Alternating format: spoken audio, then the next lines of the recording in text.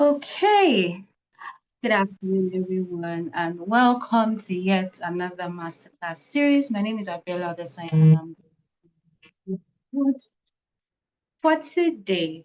So please, if you have members of or people in the association that are your friends that are not here, please tell them to join because this is one very, very crucial and critical challenge, right? I don't want to call it a problem, a challenge, because there's no how as a business owner you are not going to deal with government and their agencies and their parastatals, and you need to have the right knowledge to dealing with them. So yes, so before we begin, like is our culture at the Association of African Startups, we start everything with a word of prayer. So please join me for a short prayer. Our Father and our God, we thank you, ancient of days, we worship you. I am that I am, we give you glory. We ascribe all glory, all honor, all power to you now and forever in Jesus' name. Lord, as we're about to start today's session, we ask, Lord, that you start with us. We ask, Lord, that you speak through the speakers.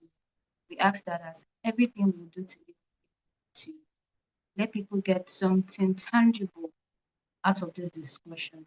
In Jesus' name, amen and amen.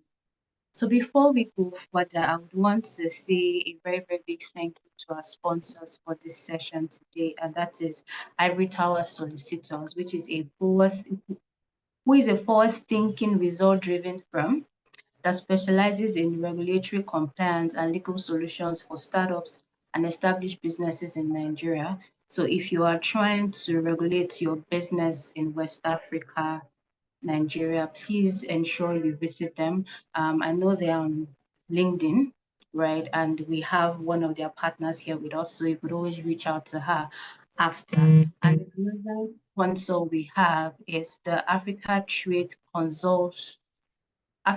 Solutions Consulting. That is a premier consulting firm dedicated to transforming Africa's economic landscape through expertise in international trade, regional integration, and sustainable inclusion. This is another partner of ours that is also specialized in regulatory compliance in the southern region. And also the founder is also part of the people that we're having discussions with today. So again, if you need to regularize your processes in these regions, please reach out to them. So with further ado, I'm going to be introducing our first speaker, our first guest. Again, our session today is a Q&A. We are very deliberate about this so that you will be able to understand the challenge, understand the solutions, and understand how to implement them. We are very, very deliberate about how we go about these discussions. And her name is Mrs. Anuri Iyalla, and she's a seasoned legal professional with over 10 years of extensive experience in corporate commercial practices and military affairs. Throughout her career, she has provided strategic counsel on high-stakes business and legal matters to a diverse portfolio of clients, both local and international. Known for her proactive and solution-driven approach, Anuri has consistently demonstrated her ability to navigate complex legal landscapes while aligning with her clients' commercial objectives. In recent years, Anuri has been at the forefront of compliance efforts within the financial technology sector, leading initiatives that ensure adherence to industry regulations and mitigate risks in an increasingly evolving market. Her expertise extends to regulatory compliance, risk management, and company secretarial matters and process improvement, all of which have contributed to the transformation of operational processes and enhanced organizational efficiency. Outside of her professional achievements, Anuri enjoys spending quality time with her family and friends. She is also involved in advocacy and creating awareness for women living with alopecia. She was recently appointed a 2025 Fellow for Data Science Africa, advancing women's health for her work on the impact of alopecia on career women in Africa. It's such an honor to have you here, Mom. Thank you so, so much for doing this with us today. Thank you very much, Abiola. The pleasure is mine. Can you hear me? Yes, please. I can hear you. I'm trying to make you a co-host so that your your s- your slides is pinned, right? So without further ado, let's just get into our discussion today. So we understand that when it comes to bureaucracy with governmental agencies and parastatals, that one of it that has been seriously identified is that there is a delayed response from government, especially when it comes to administrative processes, when they now have to, it has to use leads to leading of cash, gives of connections, fast track these processes. So how has this affected or impacted both local and foreign businesses seeking to penetrate the Western region? In your opinion, how has this bottleneck really affected people trying to penetrate the region? Thank you, Abiola, for the question. So clearly, we see that delayed responses from government parastatals has remained a major barrier to businesses across West Africa. In Nigeria alone, it cuts across virtually all areas of government endeavors. For instance, we see delay in obtaining approvals from, amongst others, the Nigerian Investment Promotion Commission, as the NIPC. This commission is responsible for issuing pioneer status approval, this pioneer status incentive approval. They also issue expatriate quotas and some other permits approvals. We also see delays from CAC, which is a major organizations. You have inconsistent timelines with the approvals. You can come this week and successfully conclude a transaction within 3 weeks, like a registration within 3 days. And the next time you come, it's lingering. Okay. And then most times you see them having constant downtime that frustrate business seeking to, penetrate. In Ghana, the same is the story. You see slow responses from Ghana Free Zones Authority. Likewise, there are land commissions. People have complained about, lingering transactions that go for months. It's not different from other nations. The same thing is also you find it in Cote d'Ivoire. Despite their improvement on their policy reforms, new businesses find their one-stop shop. They find it to be inconsistent in practice. It hasn't really fully established. The same story you find is also in Senegal. The Startup Act is equally a promising policy reform, but the problem is the implementation. There is implementation problems with their tax breaks, their registration assistance. Sometime last year, we wanted to register a fintech, okay, across a couple of West African states, and we had a limited time to do this.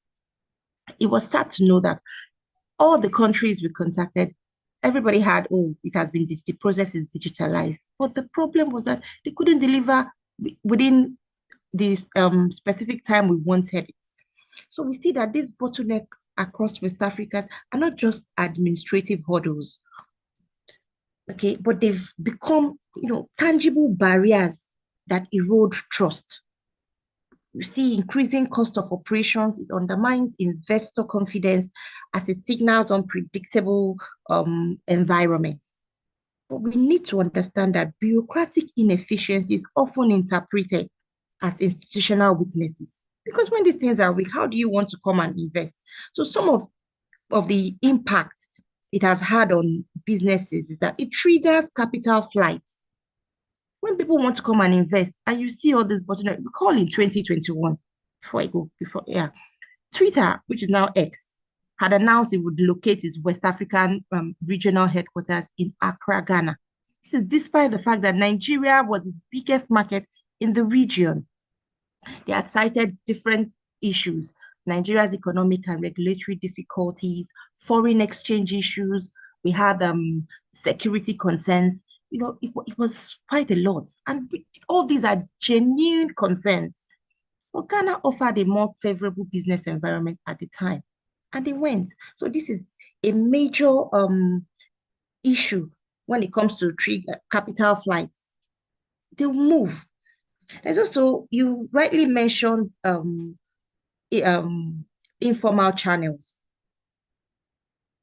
yeah, when you see all these bottlenecks, investors will resort to fixers or middlemen, which in turn will encourage corruption. But at this time, we need to realize that capital flows where there is an ease of doing business. Any jurisdiction wishing to attract foreign capital must create an enabling environment for business, not just to do the business, not just to operate, but also to thrive. Thank you. Thank you so much. Like what I could understand from what you're saying is that there are different, the government has really would always tell you that they have digitalized this process, but most times there's a lot of downtime. Most times the processes are not as seamless as they ought to be. And it looks like in West Africa alone, there are different policies affecting registration of business or even trying to even be compliant with business even within ourselves here as neighbors. And so it's really tedious, and that is one of the issues. And then you now saying we having to now go and meet with middlemen is what even now has this fast track and the use of gifts. Thank you so much for enlightening that and explaining that to us. So our next question is, can you highlight, because now we have identified this as a problem, can you highlight any initiative by governmental bodies in the Western region that has aimed at reducing these bureaucratic bottlenecks experienced by businesses? And what are the limitations and successes of this initiative so far? Well, in fairness, most of the regions are coming up with different initiatives. In Nigeria alone, we have the Presidential Enabling Business Environment, okay, which was established in 2016, to help to ease, basically for ease of doing business. We want to remove bureaucratic and legislative bottlenecks and generally make Nigeria a more attractive place for both startups and growing businesses. Okay, so likewise in Ghana, they have the same thing.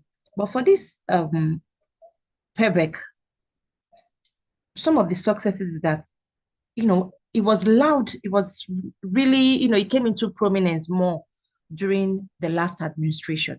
And we saw the impact in the business environment. There was improved ease of doing business rankings. You see Nigeria coming up to 15th place.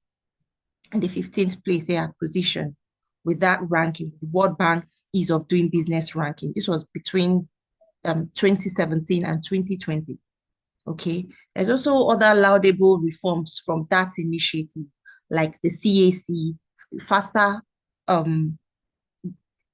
downtime or lower rates of downtime, rather. Let me take that, lower rates of downtime. You see increased business registration time.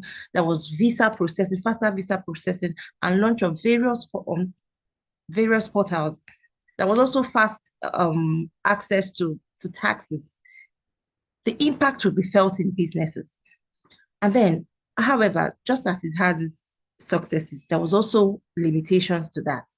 You see, the major limitations has always been across board, across jurisdictions, or across countries. We have the challenge of MDAs, implementation at ministries, at the departments, at the agencies.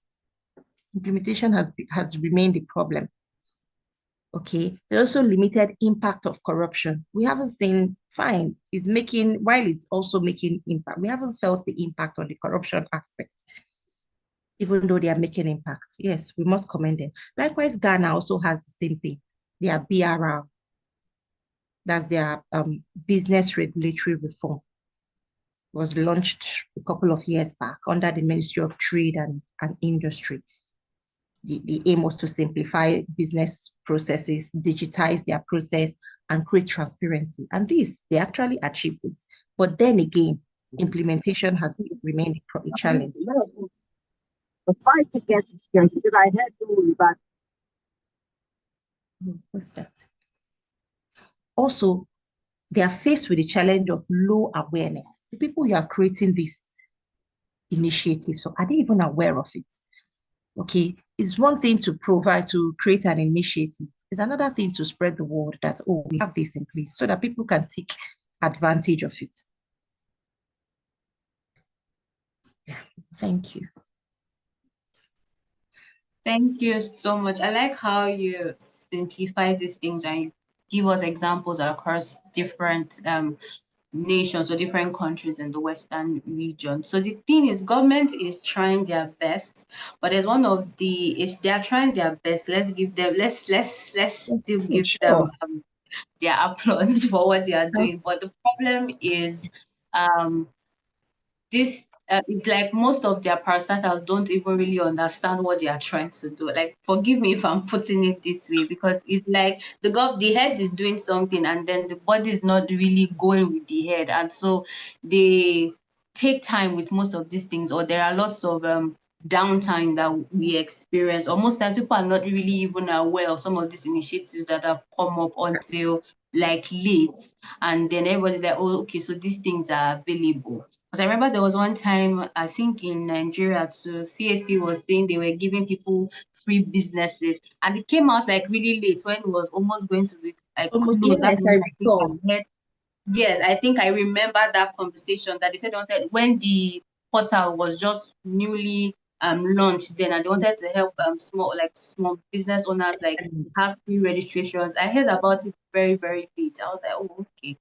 Ah, this thing is really coming late and it will soon close. Like you rightly said, most times we don't even hear about these initiatives or these things they are doing until it's very late. So there's one thing again with communication. So they are doing a lot, but we are not really communicated.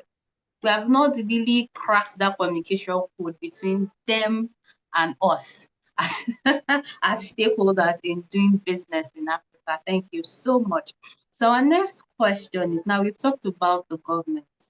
Now, what can we say the private institutions have done in facilitating smoother business interactions with government agencies and their parastatals? Now, we're asking these questions because we believe, especially in TAS, we believe that if the private sector can do something, then let's look at how we can do it to help them. Because giving them alone to handle this thing, even if it's majorly for them, it's a lot. So are there roles the private institutions have played in doing it, or are there things you suggest that the private institution should do?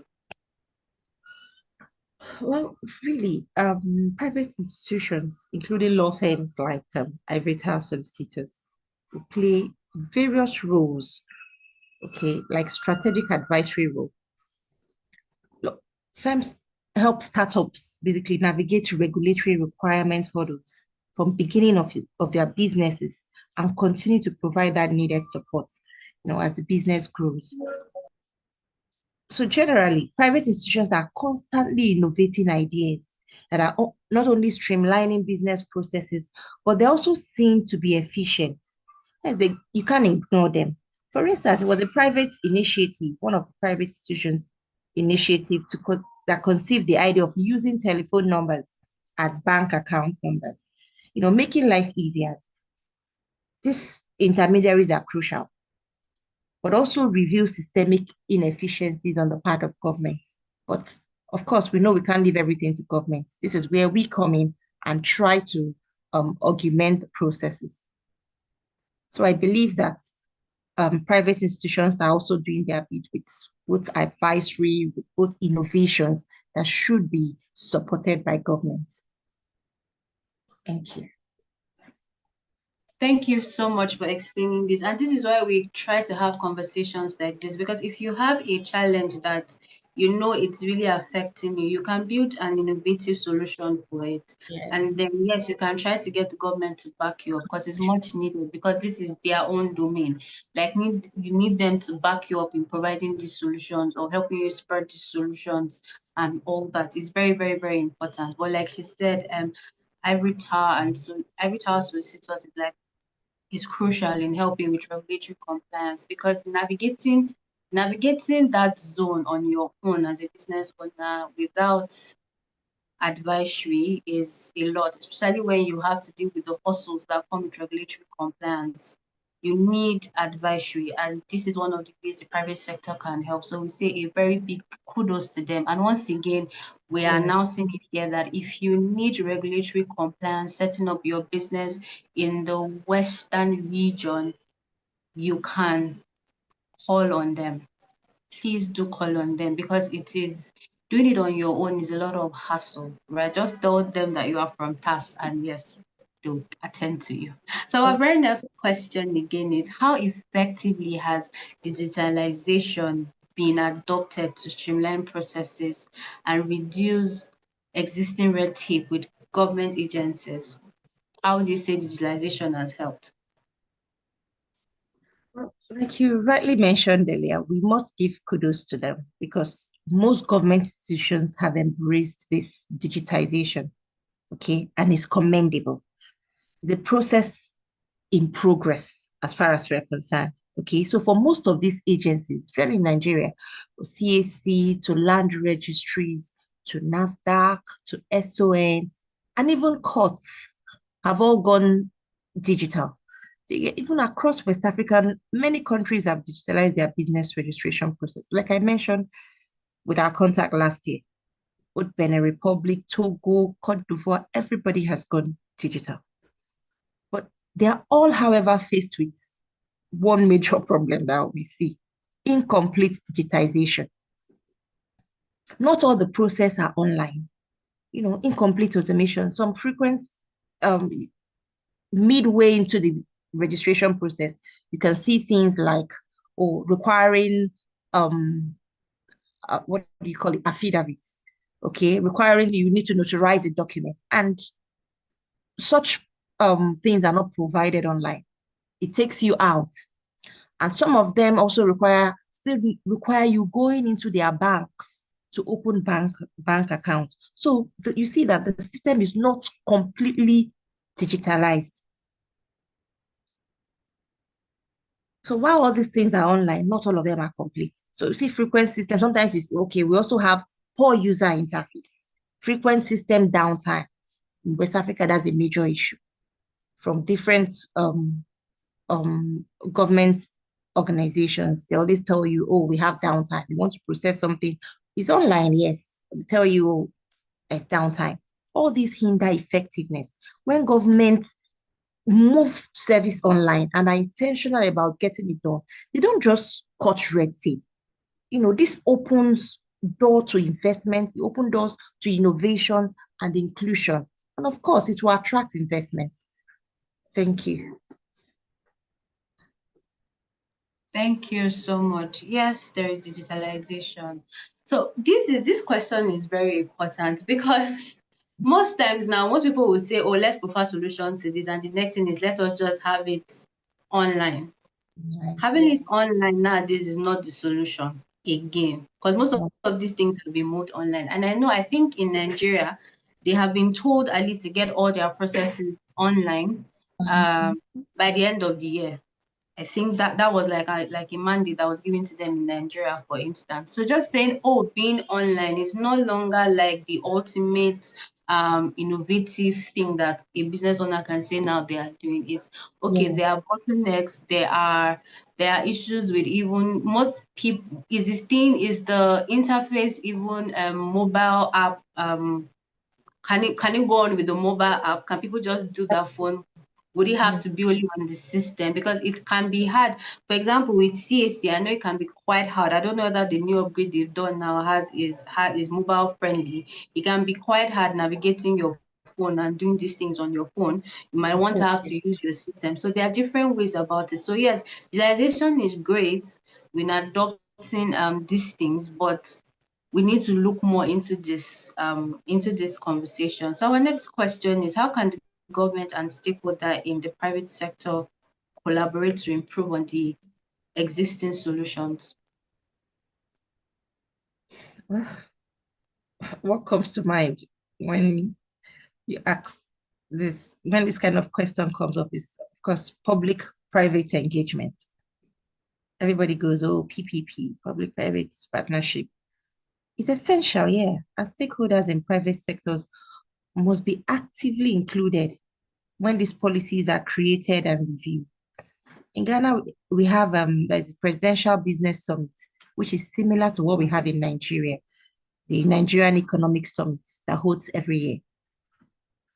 I'm sure people know about it, which brings government and industry leaders together to reform dialogue, have discussion. Over the years, we've done this. there are dialogues, they're always dialoguing. But what what are the results of this dialogue? Are they being implemented, or we're just dialoguing every year? We meet and dialogue.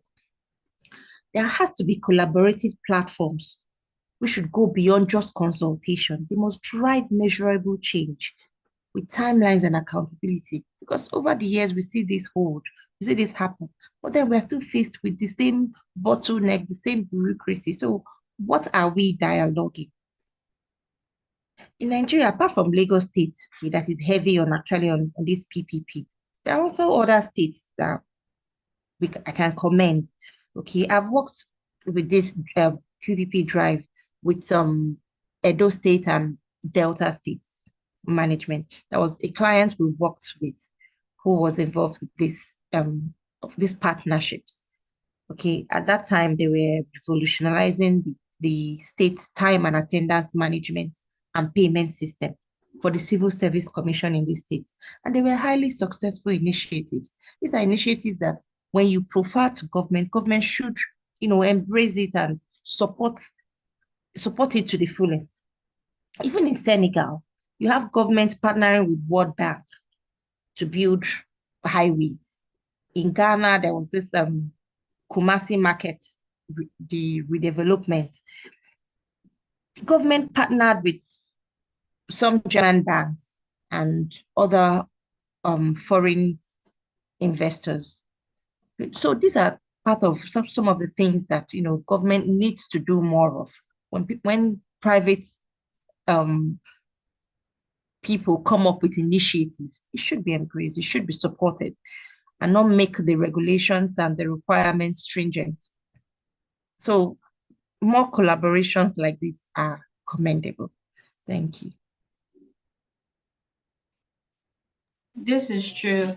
This is very, very true, because at the end of the day, they make these policies, and we are the one that have to interface with these policies, and we know where the shoe pinches. Because most times, it looks like how would I put it? When they're trying to make laws or trying to do things, they have this view of it, which is always great. They do a very good job, right? We commend the government for what they do.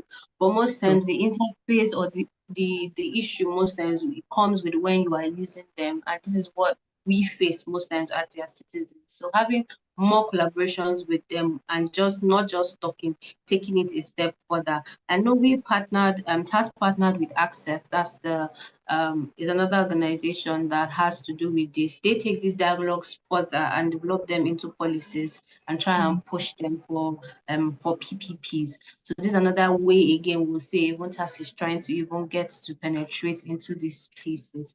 Thank you so much for that. Our next question is, now we are not saying that they have not done a great job, right? The government have done a great job, the private institutions have done a great job, and there is seem to be, or there is significant change. So how can businesses position themselves in spite of these bureaucratic red tapes? How can they position themselves to thrive despite what we have going on? So this will be more practical now.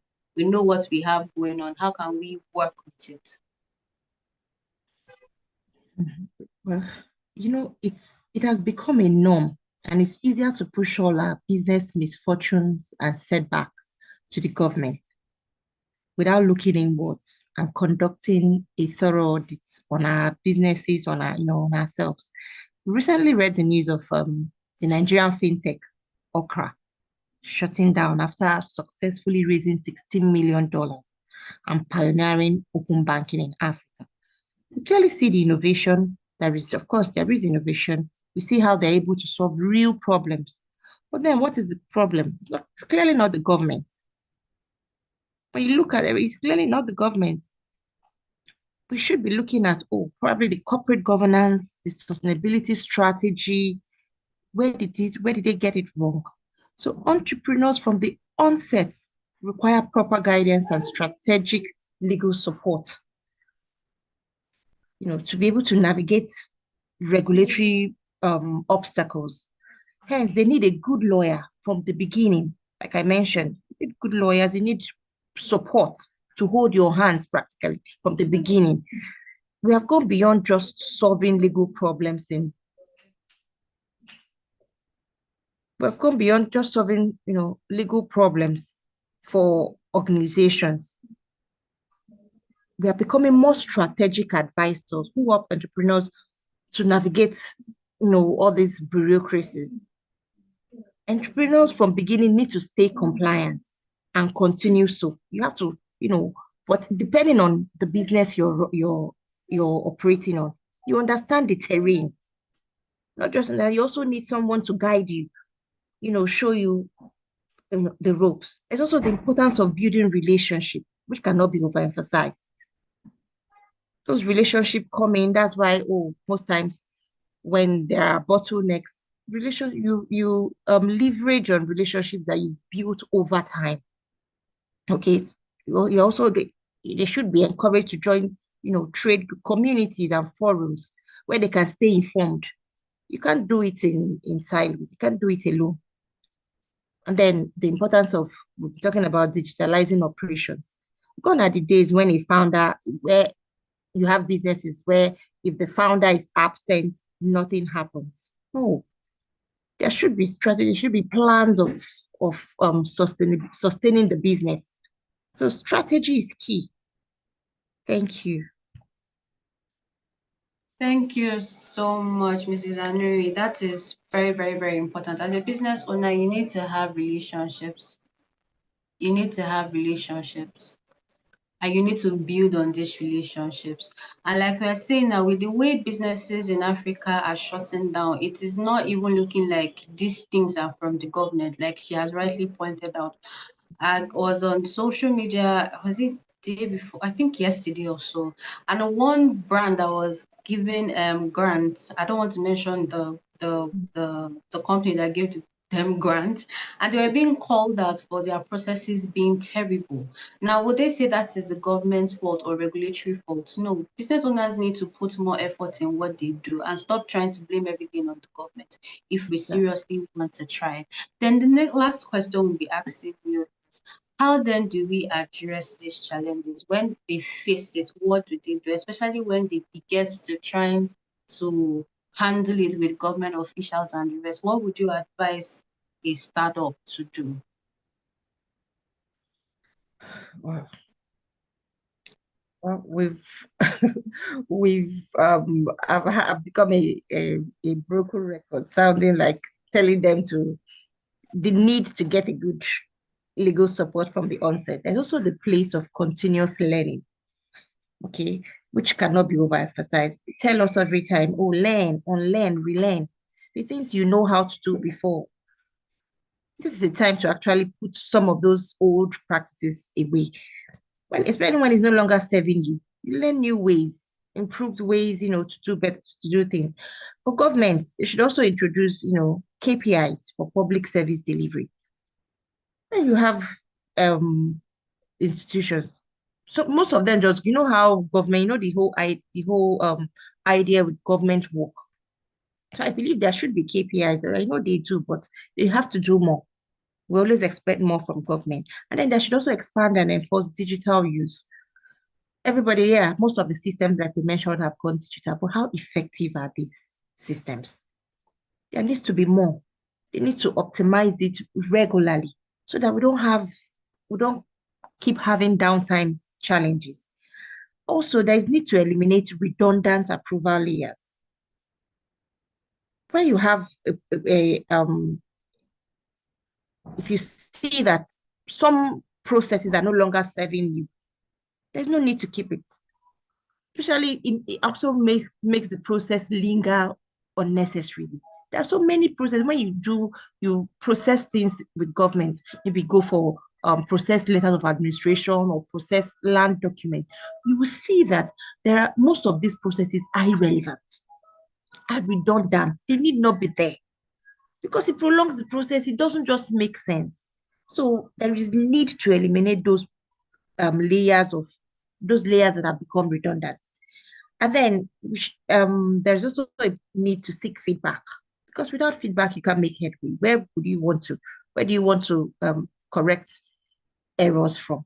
You need feedback from both the clients, both the people who use those systems and who interface with government. As the case may be, they could do it anonymously It could be feedback anonymously, it could be openly, but there is need for feedback. There is need for feedback. And then inclusive policy making, So basically, bearing in mind that, like I mentioned earlier, capital flows where there is ease of doing business. If the government makes it easy, of course, there'll be foreign capital investments coming in. We see the recent ranking of FDIs. See where Nigeria is, see where most of the West African countries are. If the economy is inviting for FDIs, we'll do better. So both governments, individuals, and entrepreneurs, we need to do better. Know what to do and do it from the beginning. Thank you. Thank you so much. Thank you so much. Thank you so much for engaging with us today. I know you've said a lot, and I don't want it to sound like a broken record. Is there anything you would want to let, just maybe like an advice for startups that we have here? It might not even be related to the topic. It might not be related to the topic itself, but advice for startups, based on your experience.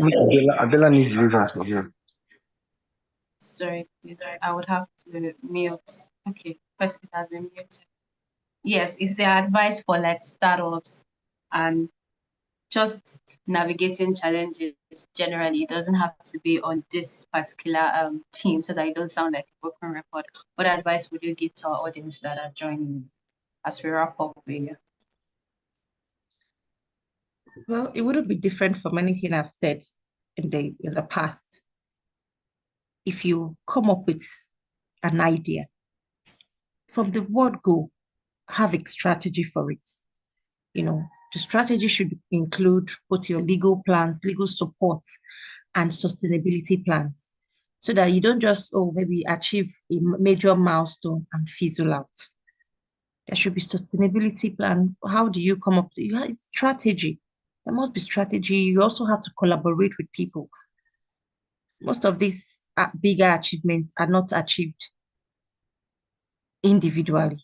You have to collaborate, join communities, join forums, keep learning, learn, unlearn, relearn, like we say. Okay. Yeah. And then, be open to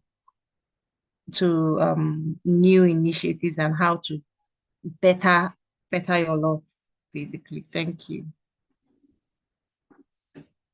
Thank you so much, Mrs. Anuri. On behalf of their management, want to say a very, very big thank you. And I know we would reach out, especially with helping our members navigate regulatory processes with the West African region, and your expertise is something we'll still reach out to collaborate more on, because we know most of our members will want to scale and will want to have some compliance in some of these regions, and would love to partner with organizations like yours. So on behalf of TAS, we are saying a very, very big thank you. Thank you for doing this with us today. And yes, thank you. Thank you so much, Abiola. It's been my absolute pleasure, and I look forward to doing business with the TASC community. Yes, thank you. Yes, so our next speaker is going to be talking about the Southern region.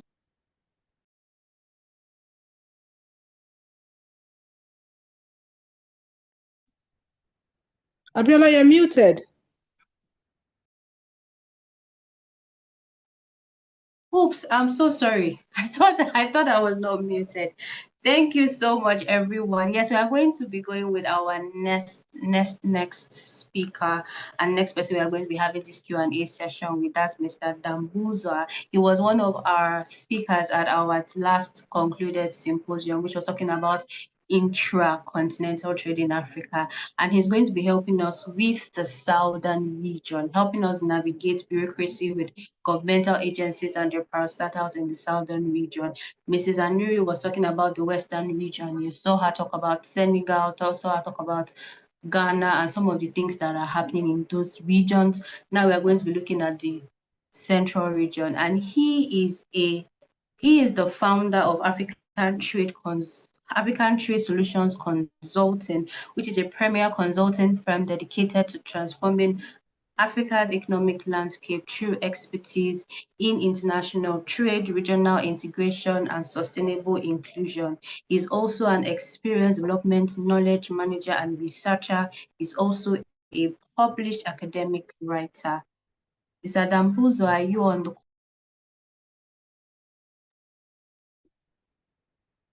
Hello, Abiola. Thank you so much It's so for having you here. Thank you. He was airborne and he had to quickly join in. We are saying a very, very, very big thank you. Thank you so much for doing this with us today. you are welcome. It's always a pleasure to be part of this great initiative. Thank you so much, sir. So our very first question is, when it comes to the southern region, now we know there are a lot of bureaucratic bottlenecks identified when it comes to doing business in Africa, from delayed response from governmental parastatals during administrative processes, leading to the use of cash, gifts, or connections to fast-track processes. How has this impacted businesses, both local and foreign, seeking to penetrate your region? Okay. Yeah, I think it will be very unfair to some extent to say that the governments, the private sector, and the public has not been trying to do something when it comes to resolving the issues that have to do with bureaucratic pathologies that we are facing in the southern region. We have done a lot. We have e-systems that are there, e-governance system that are there. Almost all the government offices or parastatals and even as businesses, we have tried to go online, and this has seen some improvement in the past few years. We have also seen a lot of policies, for example, here in Zimbabwe, the National Development Strategy 2025. We have seen that between 2021 to 2025, which seeks to enhance the ICT to attain the upper middle income economy by 2030. It's one of the initiatives that we have. Yes, it has been there, and many other countries have really tried to do the same, but we haven't really gotten there. We haven't really gotten to a situation where, as businesses, we can say that we are comfortable with the processes that we are taking. For instance, I help a lot of small to medium enterprises to register their businesses. I also help the investors to register their businesses, and honestly, it takes a long time to finish, like to say that we have all the papers that are required. For example, we have to interact with about 4 agencies here in Zimbabwe. We have to go to the common registry. We have to go to the ZIMRA for tax, Zimbabwe Revenue Authority, for the tax. We also have to go to the National Social Security Authority to register. So it takes quite a long time, or it takes quite a lot of energy to just register a business. But fortunately, we have seen that these people have put some of these processes online. For example, when I'm registering a certain company for a client, I can do it online, but sometimes I have to end up going with a hard copy form to their offices. So at the end of the day, it's another challenge that we're having. But I'm not saying entirely there is no improvement that has happened. Sometimes it may take about 2 weeks for the company to then be verified and to say that my company has been registered, which is problematic, because if you go to the Netherlands, you can just register your company and in a few minutes, or you have a company. I have a friend who went to the United States of America, and within a few days he had managed to register his own company, yet he's Zimbabwean. So it's something that we really need to learn. And then it is very difficult for like some of the investors. Of course, the Zimbabwe Investment or ZIDA has introduced the one-stop investment platform where you can just do the registration, where you can verify everything without going to their offices. You can do it online and everything. But sometimes it ends up taking a lot of time, because you also need the documents, like the document from the immigration office if you're an investor, and so forth. But we need like a true one-stop platform for us to be able to then have a business friendly economy. I'm so happy that Zimbabwe is one of the countries that has said that is the policy that says Zimbabwe is really open for business. It is not open only to the south, but even to the north, to the east, wherever where business is coming from. And Zita has proven that there is some improvements that has happened, but at the moment there is still need for more improvement, so that we can really do better. We can also attract a lot of investors, and also encourage small business to register. Because, for example, as a small business, sometimes you may not want to register because sometimes it costs you a lot. If you go online and just search how much is registering a company in Zimbabwe, you may be shocked with the prices that are there, especially from us, the consultants. So there is also need by the government to also teach the people or the small businesses on how to register their companies on their own. And then maybe they then need, of course, expertise when it comes to taxes and other things that need expertise.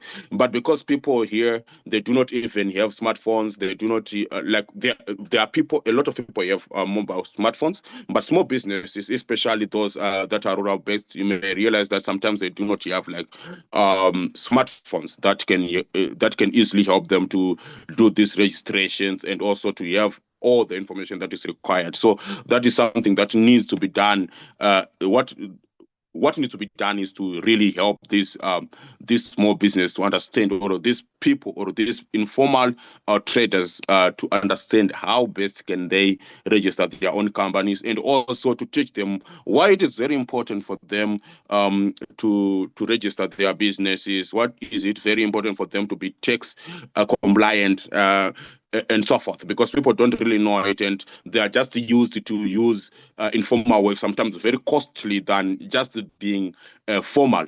But because there are certain bureaucracies that a person he has to go to this office, he has to go to 5 offices, sometimes it becomes a challenge, and the person is rather have a consultant do all that work for them, because they view it as dirty, but sometimes it is very necessary. And then if you go to cross-border trade, there are many challenges that are there.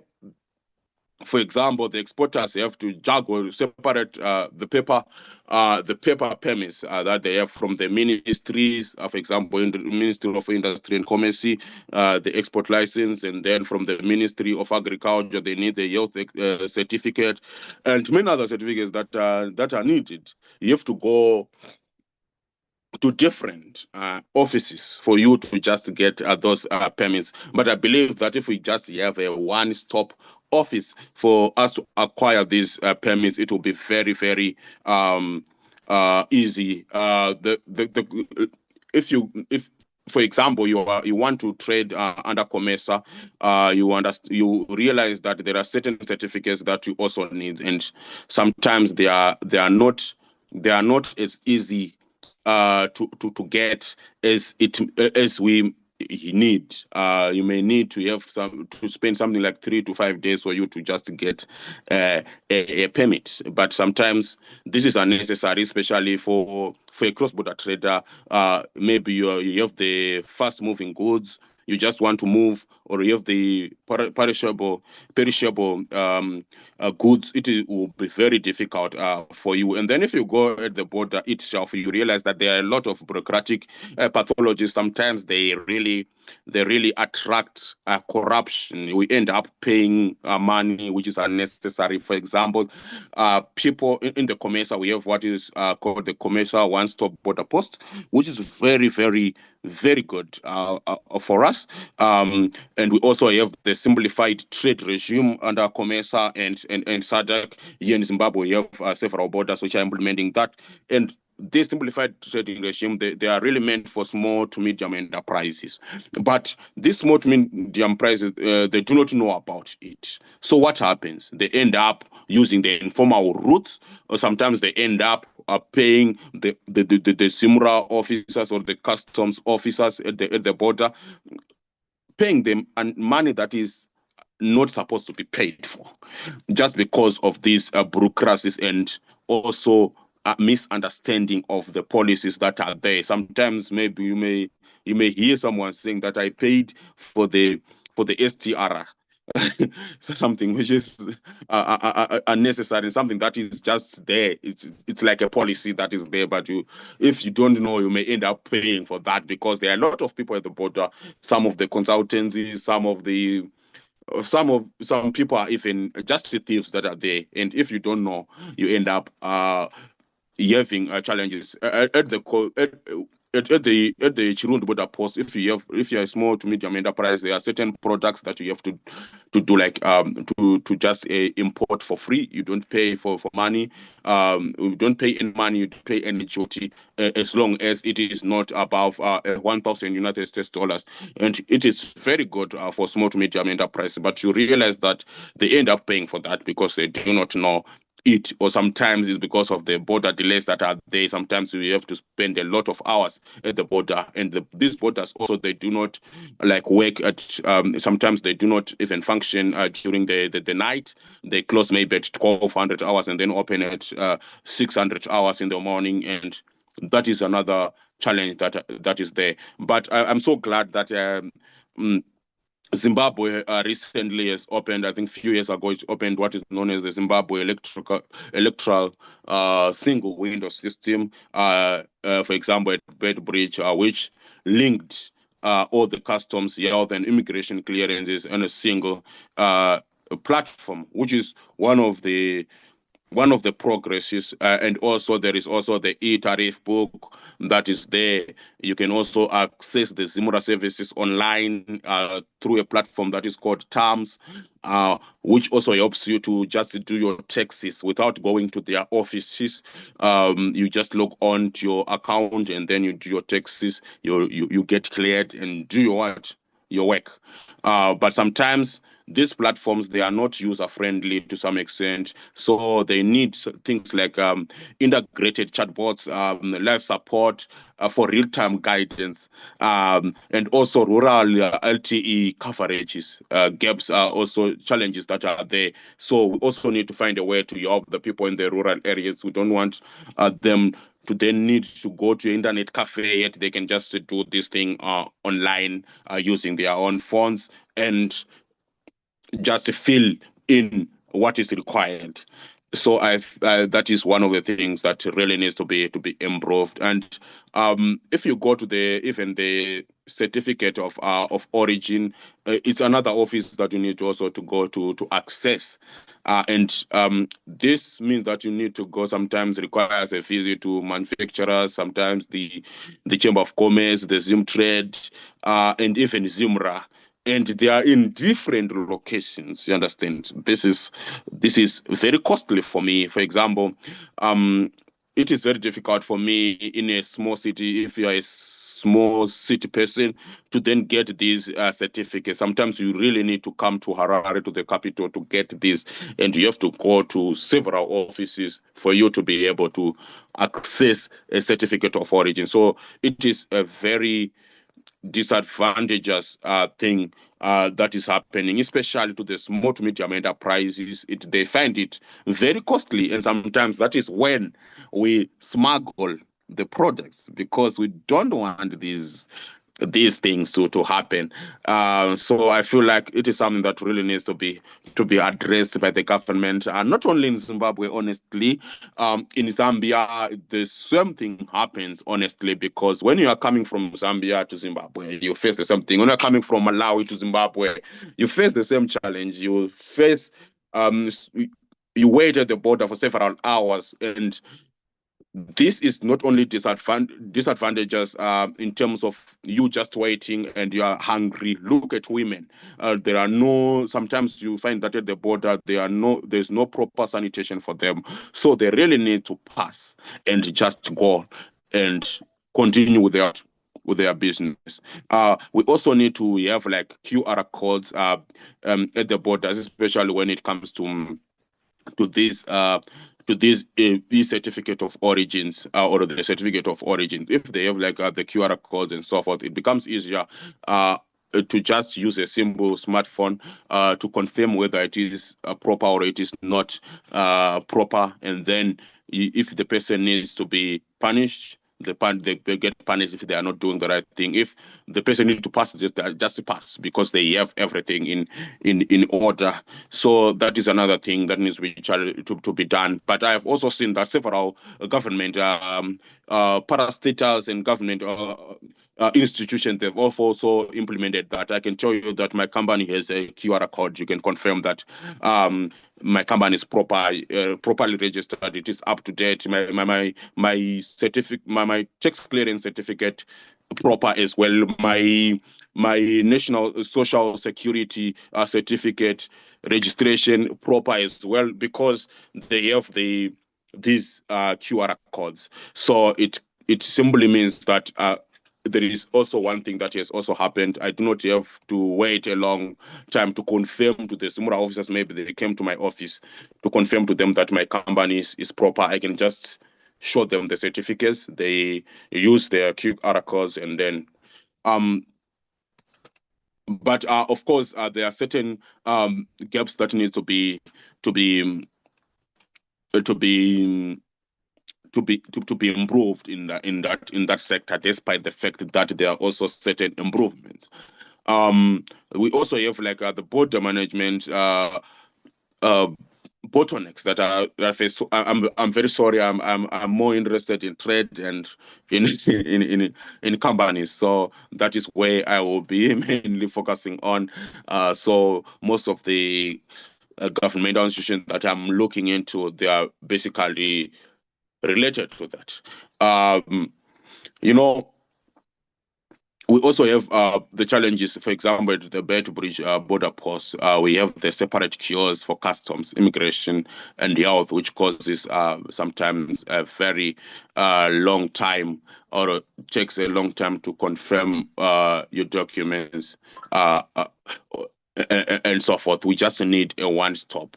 I'm so happy that although there are these challenges, I've seen that at the Bridge border post, it was extended, and I feel like most of the African countries must also modernize their border posts like that, because it has been modernized, and of course, there are still bottlenecks. There are still high corruption risk at the border, especially when it comes to manual checkpoints or cash-based payments, which prevails at the border sometimes, because sometimes you may not have electricity, and they may tell you that these things are not working. Maybe you need to pay cash and so forth. So sometimes it end up in corruption and so forth. So that bureaucracy may also cause a challenge. So we go to the fact that we also need to improve our infrastructure at the borders.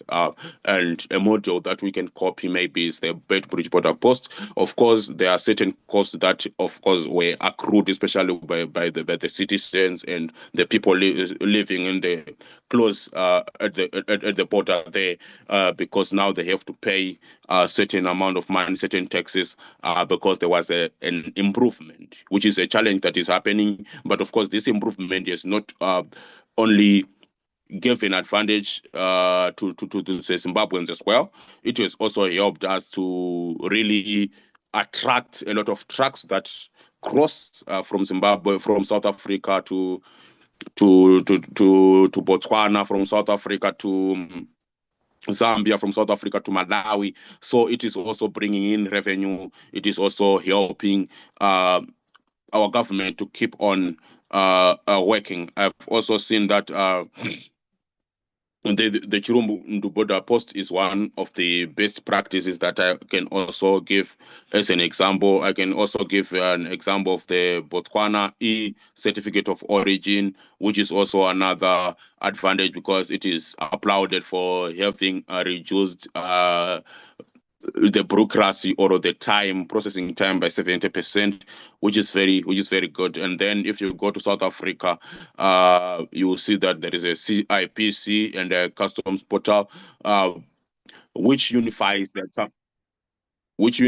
the company registry and customs declarations, and has really helped most of the companies to register online, and also it has reduced these bureaucratic pathologies that we've been talking about. Zimbabwe has also implemented several things that are very advantageous. For example, the e-visa system, and also Zimbra e-filing and e-payment systems, and 50%. There's been an improvement in terms of uptake around this, and this has improved by about 50%, and it has also seen a lot of people paying their taxes and also being responsible because now it's more of a self. You have to pay the taxes on your own, and you do not have to go to the consultancies sometimes if you understand, of course, how to do it. But if you don't understand, of course, you end up coming to the consultants. And also, if you don't have time, sometimes you then end up coming to the consultancies. And also we have the e-procurement platform, which allows the buyers to just register online, see the tenders, and then compete there online, give their proposals. No need to bring your papers like we used to do. Now, if you want to apply for to be a buyer for the government, you just do it online, and if you're successful, you of course you will be conducted online, which is now simple and straightforward as compared to how we used to do the bids and supplier registration. Before, we had to go to the government office or to a certain office, register, and then do something, and then bid. But now it's very different. So if you're a buyer, you can come to Zimbabwe and register, and I can tell you that it's now very easy. Sometimes you don't even need to come to Zimbabwe. You can just do it online. But of course, we can also use advantage of artificial intelligence on these platforms that I've been talking about at the borders. We can also use the advantage of the artificial intelligence that is coming because now we are in the wake of it, and a lot of people are using it. We can use these chatbots to assist like people when they need the permits, when they need the certificate of origin, and so forth. I've seen that for example, if you want to take a driver's license in Zimbabwe now, you can even use the WhatsApp platform to talk to these people, and it can reply you like automatically, like what a lot of organizations are doing, like what was happening with who during the COVID-19. You can also do it here in Zimbabwe when you just need a driver's license, and it has simplified the process of what we used to do. You have to go to their offices each and every time to check that my license is my disc out and so forth. So it's no longer like that. You check on your phone, and it tells you that maybe it was you need to come and collect your disc on this day and so forth. So it's very good advantage. And then at the border, I feel like as for me, I'm tired with people to some extent, because human beings, as human beings, we are just problematic. I think we need to take advantage of this wave that we have, the digital technologies that we have, so that we can easily cross the border. I just need maybe a fingerprint or whatever that you can do, so that I can cross the border, and so forth. Sometimes you also need like artificial intelligence detection if a person is stealing something or is trying to cross the border without paying a duty for something. We need artificial intelligence related things that can just search automatically on my bag and see if I paid these things, if I not paid. Maybe it can check. These robots can check even at the container and detect the anomalies that are there, rather than to say that I have to do a physical inspection. I have to open my container and wait for and sometimes I have to take out my goods from the container so that they can see if I have smuggled something. And this is a human being doing that. Sometimes maybe there are pockets of sugar, maybe many tons of sugar in the 40-feet container. And you have to take that sugar out so that they can just confirm that you don't have something. Imagine. That is very problematic, and we need to resolve that.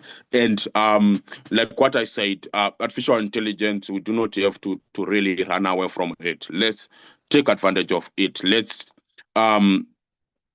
use it to even sometimes detect how much, because if you have artificial intelligence, if you have these things that flies, I've forgotten their names, but you can easily inspect what is happening across your at the border, who is doing what, and when and how. If there's one who is smuggling, if there is someone who is running away, maybe using the river, you can easily see that using these platforms, this drone technology. Yeah, that is the word that I was looking for. So we need also to work on that. And then sometimes there is a language barrier that was also being faced at that, and it's another thing that causes these things to be boring, or the use of formal rules to be boring. I think at the borders we need also to have these applications maybe, or that allows to that simply translate things on real-time issues. So when it comes to our languages and so forth, people really need to understand what is being said. So we need also to have these digital things or digital platforms that allows us to be able to translate the languages that we have that are different. For example, here in Zimbabwe, we have like 14 languages, and like 16 official languages, rather. So it's something that needs to be also integrated so that people get to understand what is being said at the border. And I feel like AI platforms can also be taken advantage of, because they can help you to translate things in real time. I've seen there is a platform that is called Vambo AI. It's a startup here in Zimbabwe, and it seeks to help people translate English, Isindebele, and many other languages to local languages as well. So it's something that is very advantageous and something that needs to be integrated on the platforms, on the similar platforms, etc. And then I think I've mentioned. Now I'm moving to the recommendations. I think I've talked a lot on the recommendations. Like we need the physical one-stop centers. For example, co-locate companies registry, ZIMRA, trade, agriculture, immigration, and the pillars, or the procurement regulation authority of Zimbabwe under one roof in Zimbabwe, like in Harare, or major cities, Harare, Bulawayo, and also at major borders. I think it also helps to simplify or to deal away with these bureaucracies that we are facing. Also need to equip each center with mobile responsive, like touchscreen kiosks. I've seen these in shops, like in fast food shops. And I feel like we also need these things in our government offices, because these things, you can easily buy something just by clicking these screens and so forth. I don't need to go to the T operator. As for me, I think I know that as a human being, I'm boring and I'm slow, and I feel like these things are really there to solve these challenges. As long as people get to understand these things, we need the document scanners, we need these biometric ID readers, and also solar backup. We need solar backup at the government offices, because sometimes you want to register a company and they say, no, there is no electricity. And you have to wait for another day when there is no electricity and there is load shedding. And it's really a huge challenge. We also need unified e-trade portals that we have in Zimbabwe. Like we need those in Zimbabwe. Of course, we have seen that Zimtrade has tried, but I feel like it has not really gotten there. We need like a single sign-on using national EIDs for common registration, trade permits, and certificate of origin and procurement. You know, if you have these platforms, it makes things, I think, easier. Because you no longer have to go to these offices, but you can just log in and confirm all your documents online, and then the real-time I think dashboards can also help you to see your application status, your fee invoices, and the next steps that you need to take. I'm not saying that this is not there in Zimbabwe. As a person who has been registering companies for as a consultant, I've seen a lot of people really. I've helped a lot of people, and the platforms have really helped me to do so. So it's something that has happened, and then we need also one-stop border posts in Africa at large, where we integrate customs, immigration, and the health in shared inspection walls and at different border posts, you know, because this is something that is really lacking. We also need to deploy RFID cargo tracking. We also need automated gates at the border. We also need the CCTVs and drone surveillance. You know, and sometimes, you know, if you ever seen that when you enter in a certain country, you can see a message actually coming into your phone, like these SIM cards saying, welcome to Zimbabwe, welcome to South Africa, welcome to Rwanda, welcome to Nigeria, and so forth. And it's so amazing the way that they tell you their services and so forth. You just receive these things and you are bombarded with that. And I feel like we also need the pre-arrival SMS notifications when you are getting at the border. That also helps me to know what I need to do. And this can just be done by just saying that when they recognize that this person is in the vicinity of the border, they can automatically then enter your phone and so forth. And we also need like AI predicted clearance windows. Of course, I know that AI at the moment is not really perfect, but if you train it to become perfect, it can help you to do your stuff in a proper manner. We also need to have a continuous user-friendly improvement. And I'm glad that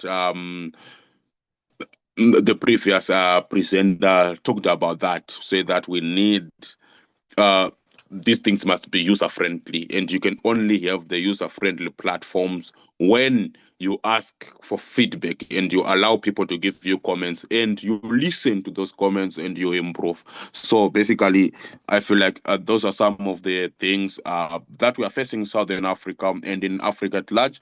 But I'm so glad to say that, and I'm so glad to say that these things have improved over time.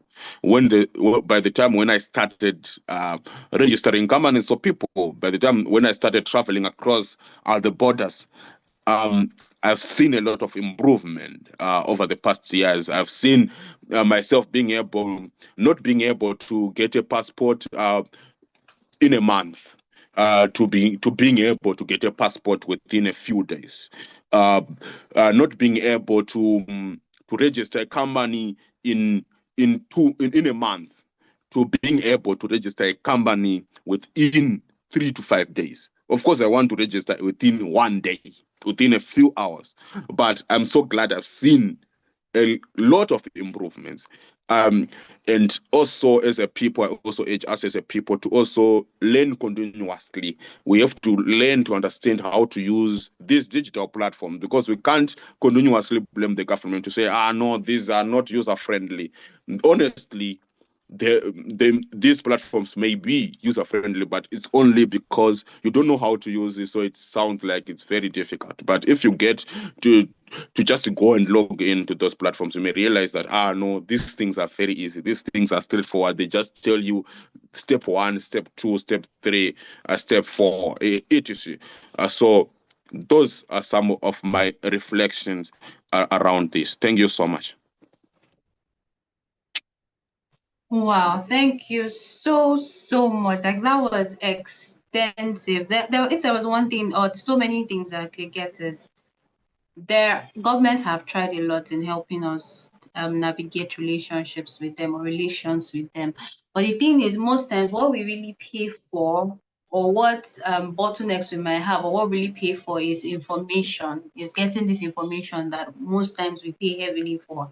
And then if they can try and make that more accessible to people. And then you gave us a lot of things that the private sector can do to actually help the government. Because I was like, oh wow, there is the drone, helping them with drones, helping them with this. It's a lot. So I would always advise that you go over his session one after the other. If this is something that is close to your heart, he listed more than 10 things you can do in the private sector to help the government without thinking, oh, it has to be the government that will do this thing, to help them in actually building better relationships with them. And thank you so much. Once again, I would always say this, that if you want to navigate the southern region, please reach out to him, reach out to his company. Yes, we recommend him 100%, right? And when he was talking about statement of origin, for those of us that are not really familiar with statement of origin, statement of origin is what you get when you want to trade across the African borders, and it's something that he's an expert in. So yes, you need that certificate of origin when you want to scale, and this is what he was talking about. So thank you, thank you, thank you so much. You said a lot that I've been looking at the questions that we lead, and I was like, I don't even know what to ask you again, because you've touched every aspect. So I would just ask this final question. So when a startup is faced with a particular challenge when it comes to dealing with the government and their agencies, what do you suggest they do? Okay, you said when they what? Like, for example, now they get in, like they want to maybe do maybe a regulatory process, or they want to handle one thing with the government, and these bureaucratic red tapes come up. What do you suggest they do as startups? Okay. Thank you so much for the question. I think when it comes to these challenges, you face the challenge with the government, you face the challenge with the consultants, and you are a small business. You know, the best way for you to just navigate these challenges is to join the Chamber of Commerces. You have to join certain platforms that have like-minded people who have navigated through these things to help you. Because honestly, if the government can't help you, if the consultant can't help you, it simply means that maybe you're going to the wrong consultants. But if you are aligned with a certain chamber of commerce, with a certain business support institution, with certain group of people who are like-minded, they can help you, because I'm so sure that whatever you're trying to do has been done by someone else. And I do not urge you to be informal, because that's another route that you can use. If you can't register your business, of course, you have to go the informal way. You have to cross Bedbridge border post and meet through the river Limpopo. You meet and greet with the hippos there and crocodiles and so forth. But I do not urge people to use that, and I do not urge people to use corrupt ways.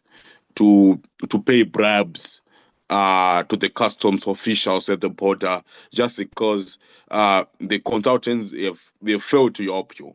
Because and I think it's very difficult to say that the consultants cannot help you, because honestly we try our best, and they try their best when it comes to assisting their clients. You know, sometimes it which because they, as a consultant myself, talking from experience, what we do is all the things that you're afraid to face uh, with the government. That is what we face when we go to these offices. We try to lodge appeals. We try to do a lot of things. Sometimes we need to also go and consult another consultant on how to do that, and so forth. But if we fail to help you honestly, then it simply means that you need to go to the people who've done it before, especially in your same business. But sometimes they do not even know what to do because the consultants help them.